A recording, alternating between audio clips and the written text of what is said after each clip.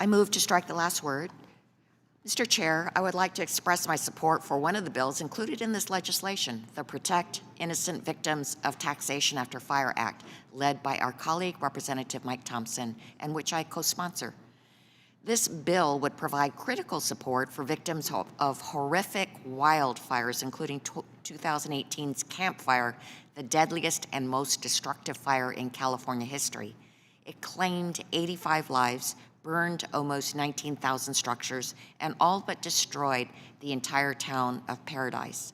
Victims of this and other severe wildfires in California are entitled to wildfire relief payments from a settlement fund, but that restitution is subject to federal taxes. This bill would rightly ensure that victims, many of whom lost everything in these fires, can benefit from the full value of their settlement without being hit by a tax bill. I also want to emphasize that this bill is important for more than just the victims of these Northern California fires. In 2020, my district experienced one of the largest wildfires in Southern California's history, the Bobcat Fire. This occurred within the San Gabriel Mountains, and thank goodness we did not see the same devastation in populated areas.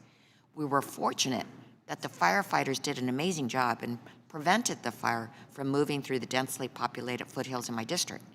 But with increasingly long and severe fire seasons, there will be other communities, whether in my district or in others, who will need the same assistance, which is why this bill has my support.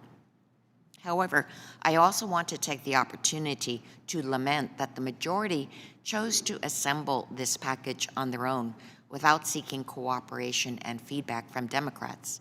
As a result, this bill fails to include important disaster tax legislation like Representative Kustoff's and my bill, the Filing Relief for Natural Disasters Act, which would have provided much needed clarity to disaster victims facing filing deadlines.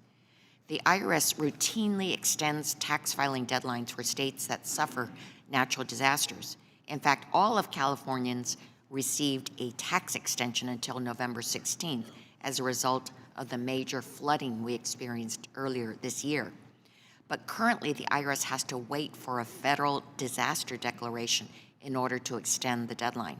This means that there would be a gap of days or weeks between the state declaration and a federal declaration, creating uncertainty for tax filers, especially those who experience a disaster during tax filing season. They deserve immediate certainty that their deadline will be extended so that they can focus on their recovery. And I ask that Chairman work with us to address this issue in bipartisan legislation in the future. I yield back.